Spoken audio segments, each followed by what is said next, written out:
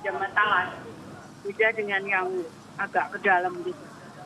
Itu mulai bahan baku sampai petugas ada waktu itu. Sehingga saya datangkan dari Solo, saya datangkan dari Pati, saya datangkan dari Jawa Timur untuk petugas yang membantu ini karena saat itu nggak ada sama sekali, beberapa tempat nggak ada orang, sehingga saya mobilisasi dari Tagana, dari Jawa Tengah, Jawa Barat, sama Jawa Timur, seperti itu. Kemarin masih kurang, saya kirim dari Bali, seperti itu.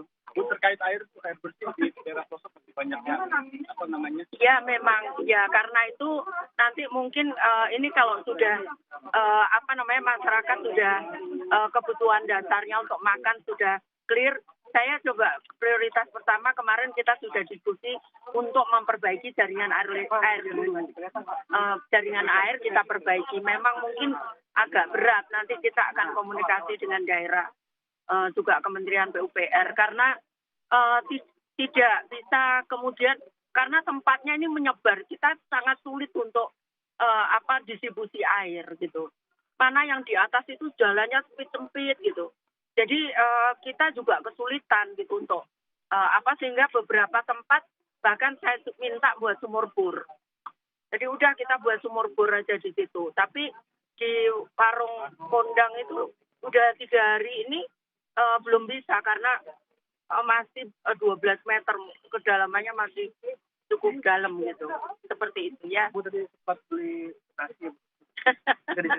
Iya, sebetulnya maunya pagi supaya saya bisa dapat banyak, tapi ternyata ditelepon anggota dari Basarnas minta untuk buffer stok untuk makanan untuk 300 orang.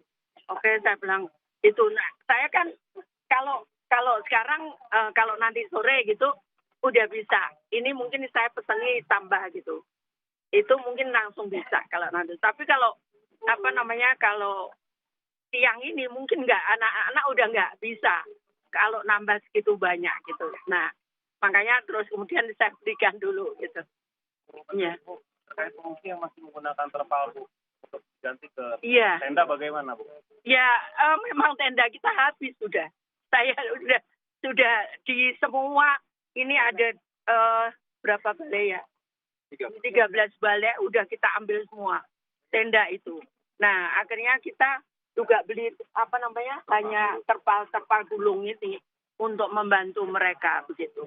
Karena memang tenda kita habis sudah. Itu musim hujan, Bu, di beberapa tempat yang kebanjiran juga. Untuk alas tidur sendiri para pengungsi ya nanti kita bisa gunakan karena stok kita udah habis.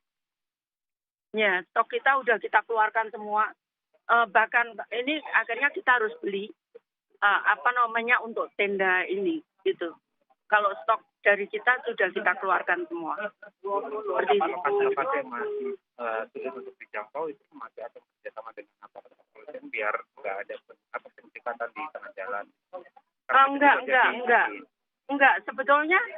Sebetulnya ini karakter untuk bencana gempa.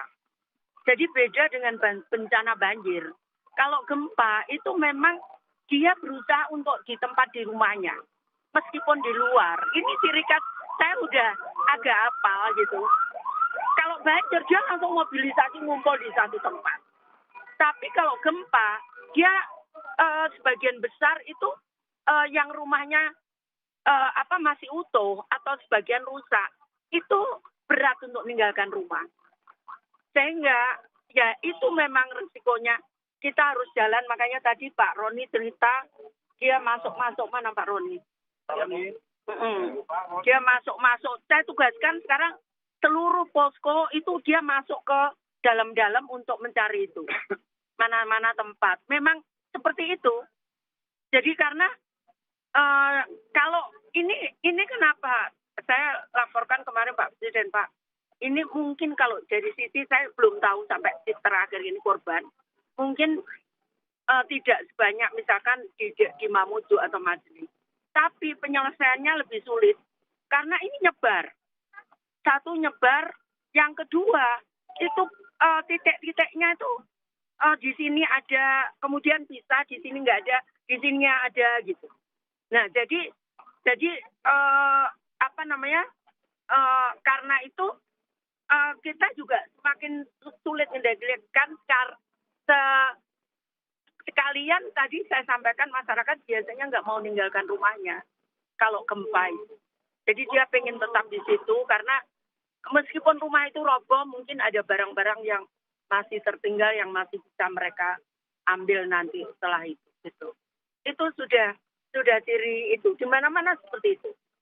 Jadi sekali lagi mari kita husnudon aja, jangan kita suudon bahwa mereka bukan niat untuk penjara.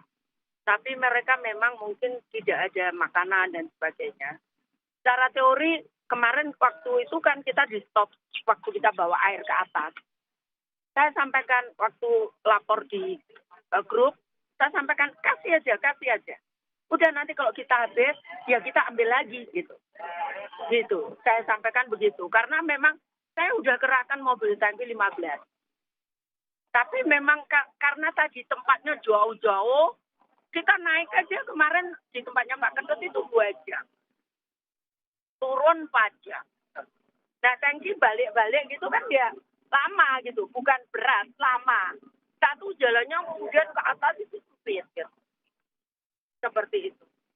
Ya. Bukan kemarin juga ada yang anak 6 tahun terselamatkan itu akan segera dibawa ke balai terdekat. Nanti kita akan kita harus ada rundingan dengan keluarga, nggak bisa dia dicabut gitu dari akarnya. Kita harus komunikasi dengan keluarga. Bagaimana apapun pasti ada keluarga yang dia dekat. Mungkin itu tetangganya. Jadi saya pengalaman itu nggak bisa seperti itu. Jadi kita harus diskusi. Itu udah ahlinya pekerja sosial itu. Udah kita serahkan dulu.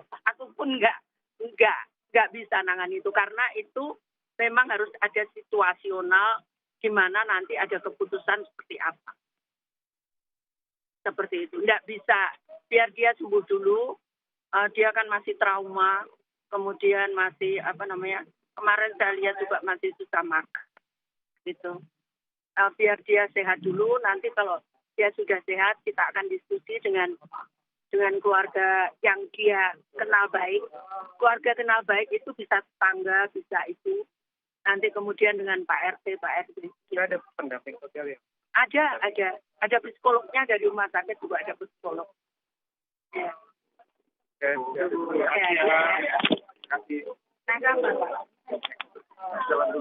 Saudara, untuk ketiga kalinya. Ya saudara, ini untuk ketiga kalinya Menteri Sosial Tri Risma hari ini kembali mendatangi wilayah terdampak gempa bumi di di wilayah Cianjur, Jawa Barat, tepatnya di Desa Mangunkerta. Tadi juga kita mengetahui bahwa tadi Tri Risma hari ini mendatangi posko dapur umum yang dibangun oleh Kementerian Sosial, di mana tadi juga sempat disampaikan bahwa menggunakan jalur darat dirinya sampai di lokasi di wilayah Desa Mangunkerta dengan membawa 600 nasi bungkus yang kemudian akan disalurkan kembali kepada korban terdampak gempa. Tentu koordinasi terus dilakukan antara Kementerian Sosial dan juga tim Basarnas untuk terkait dengan proses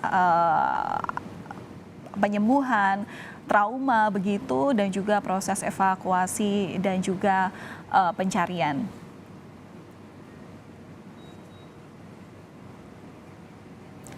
Sementara itu, saudara, informasi yang kami dapatkan dari jurnalis Kompas TV dari Desa Cijedil, Cianjur, Jawa Barat, ini sepertinya sudah berhasil untuk dievakuasi. Informasi lebih lengkapnya akan kami hadirkan usai jeda. Tetaplah bersama kami di Breaking News Kompas TV.